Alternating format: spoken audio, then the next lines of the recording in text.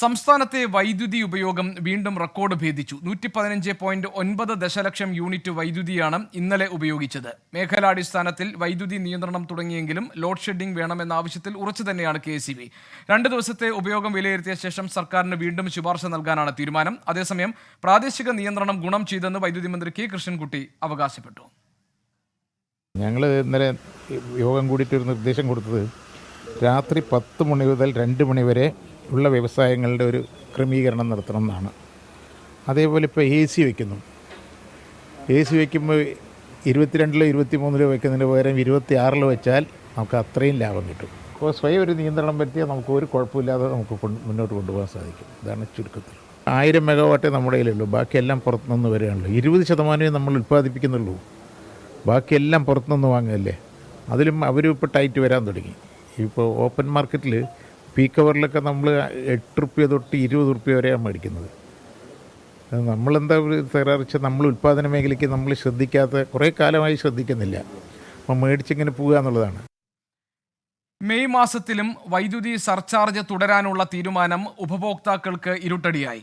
യൂണിറ്റിന് 19 പൈസയാണ് ഈടാക്കുക. ഷഫീദ് റാവുത്തർ തിരുവനന്തപുരത്ത് വിവരങ്ങൾ നൽകാറുണ്ട്. ഷഫീദ്, വൈദ്യുതി ഉപയോഗം റെക്കോർഡ് നിലയിലേക്ക് ഉയർന്നിരിക്കുന്ന സാഹചര്യത്തിൽ ഏതൊക്കെ തരത്തിലുള്ള നിയന്ത്രണങ്ങളെക്കുറിച്ചാണ് ഇപ്പോൾ സർക്കാർ ആലോചിക്കുന്നത്? KEC എന്തെങ്കിലും നിർദ്ദേശങ്ങൾ മുന്നോട്ട് വെച്ചിട്ടുണ്ടോ?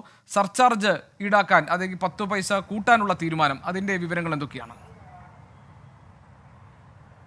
ഗോപികൃഷ്ണൻ, നമുക്കറിയാവുന്ന പോലെ തന്നെ സംസ്ഥാനത്ത് കടുത്ത ചൂട്, അത് ആ സാഹചര്യത്തിൽ വൈദ്യുതി ഉപയോഗം കുത്തനെ ഉയർന്നിരുന്നു. ഇതോടുകൂടിയാണ് പ്രാദേശിക നിയന്ത്രണം എന്നുള്ള ഒരു നീക്കത്തിലേക്ക് ആദ്യഘട്ടമെന്നോണം KEC കടന്നത്. പക്ഷേ അങ്ങനെ പ്രാദേശിക നിയന്ത്രണം ഇന്നലെ പാലക്കാട്, മലപ്പുറം ജില്ലകളിൽ വരുത്തിയിട്ടും സർവ്വകാല റെക്കോർഡിലേക്ക് വൈദ്യുതി ഉപയോഗം പോകുന്നു എന്നുള്ളതാണ് KEC പുറത്തുവിട്ട കണക്കുകളിൽ നിന്ന് വ്യക്തമാക്കുന്ന കാര്യം.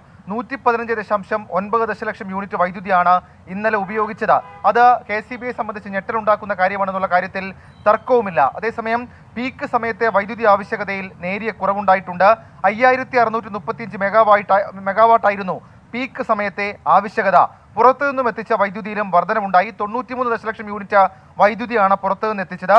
വർദ്ധിച്ച ഉപയോഗം നിയന്ത്രിക്കാൻ ലോഡ് ഷെഡിംഗ് അല്ലാതെ മറ്റു മാർഗങ്ങളില്ല എന്നുള്ളതാണ് KECBയുടെ ഇപ്പോഴത്തെ വിലയിരുത്തൽ. നേരത്തെ ലോഡ് ഷെഡിംഗിലേക്ക് കടക്കേണ്ടതില്ല എന്നുള്ളതായിരുന്നു KECBയുടെ തീരുമാനം. പലതവണ പറഞ്ഞിട്ടും ജനങ്ങൾ അനുകൂലമായി പ്രതികരിക്കുന്നില്ല എന്നുള്ളതാണ് KECB ഇപ്പോൾ പറയുന്ന കാര്യം.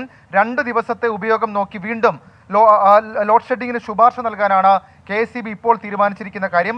ഉപയോഗം കൂടിയത് കാരണം ലൈനുകൾ ട്രിപ്പാകുന്ന സ്ഥലങ്ങളിലാണ് 10 മിനിറ്റോളം KECB പ്രാദേശിക നിയന്ത്രണം ഏർപ്പെടുത്തിയത്. ഇതിനിടെ മെയ് മാസവും 19 പൈസയുടെ സർചാർജ് തുടരാൻ KECB തീരുമാനിച്ചിട്ടുണ്ട്. മാർച്ച് മാസത്തെ ഇന്ധന സർചാർജായാണ് തുക ഈടാക്കുക. ഇതിൽ 10 പൈസ KECBയുടെ സർചാർജും 9 പൈസ റെഗുലേറ്ററി കമ്മീഷന്റെ സർചാർജുമാണ്. ഗോപികൃഷ്ണൻ.